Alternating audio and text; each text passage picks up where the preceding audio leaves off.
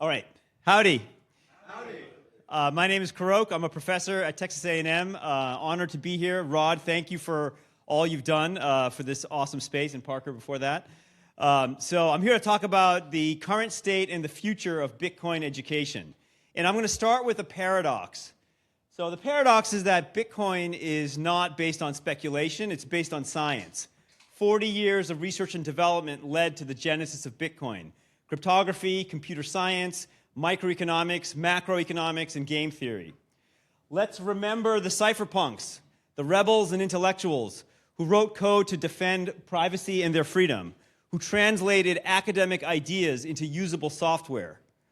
Let's also remember the Austrians who argued that there's a fatal conceit in central planning, who knew about the power of scarcity and believed that money should serve the people, not the other way around.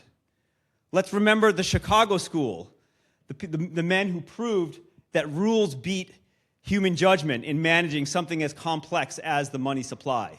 4 of the men on the screen have won Nobel Prizes in economics, which reflects Bitcoin's unique and long academic foundations. Most of all, let's remember Satoshi, who combined all of these ideas into a living, breathing system. Based in math, written in code, secured by physics, make no mistake, Bitcoin is a profound scientific breakthrough. It is something that is a timeless innovation that should inspire generations to come. It must be studied, it must be taught, and it must be understood. But the truth is, today it's not understood. I've been teaching Bitcoin at Texas A&M for 4 years. Many of the people in this room have come and visited my class. Clark, Parker, Michael Flaxman, Jimmy Song, Pierre, Gideon, they've all spoken.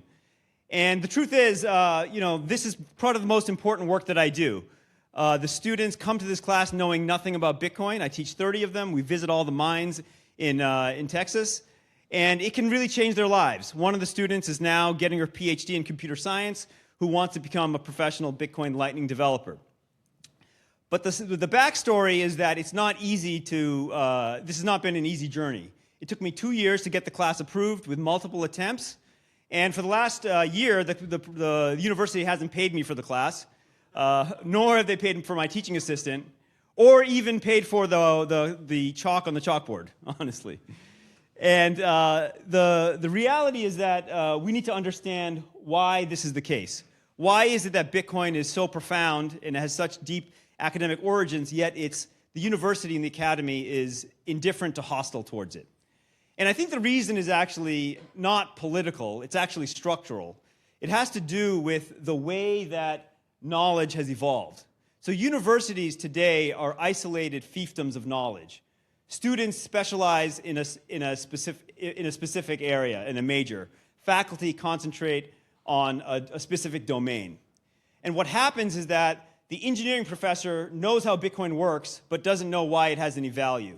And the economist might know why it has value, but can't distinguish it from all the other cryptocurrencies out there. The experts become blinded by their own expertise. And so Bitcoin falls through the cracks, and it has no immediate advocates in the university system. Of course, Bitcoin shatters all these silos. It connects multiple domains together. And so the opportunity today is to try to take what the academy saw as its liability and turn it into its greatest asset. Bitcoin can fix universities too. And the big idea is that we're going to bring Bitcoin into the disciplines. So now imagine a corporate finance class that teaches 1 week or 1 module on how to value a Bitcoin treasury company, or a power systems class in electrical engineering that teaches how Bitcoin miners balance the energy grid, or a microeconomics class that teaches the Bitcoin transaction fee market as an example of a free market at work, a macroeconomics class that teaches Bitcoin as the first rules-based monetary system that's ever existed, or an international relations class that documents human rights and Bitcoin's role in advancing human rights around the world. And of course, cryptography that shows digital signatures and hash functions in the wild.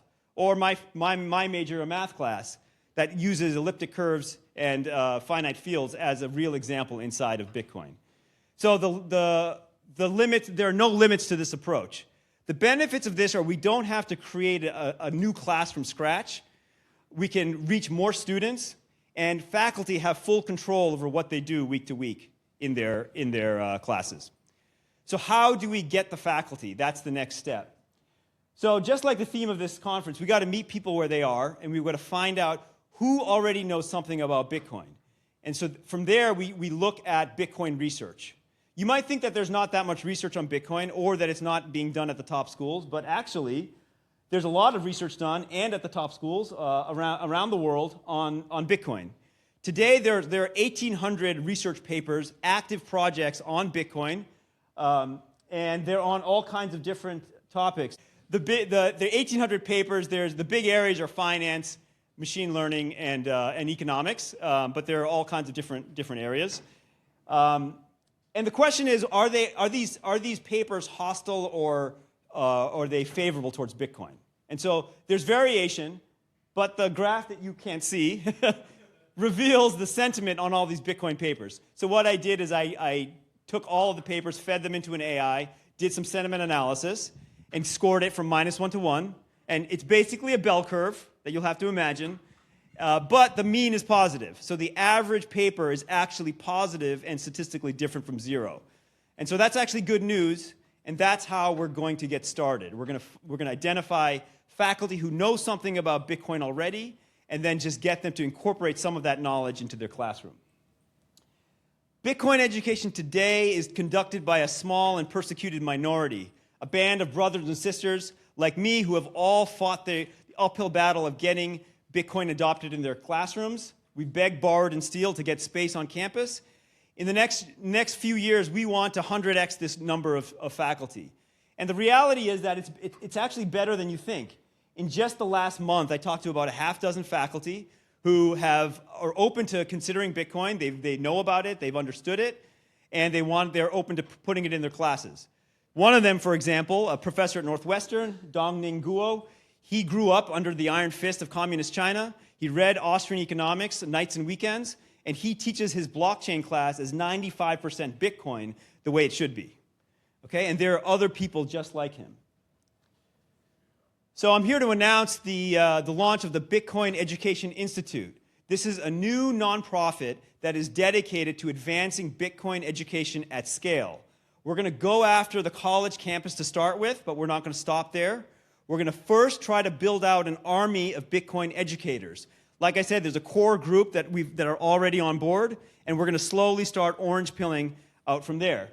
We're going to host an annual conference in Washington, D.C. this year, and we're going to align with all kinds of partners like Bitcoin Park, the Satoshi Nakamoto Institute, Bitcoin Student Network, the Policy Institute, and so forth. We're going to build out the curriculum for Bitcoin. The truth is there's already about 20 Bitcoin classes worldwide.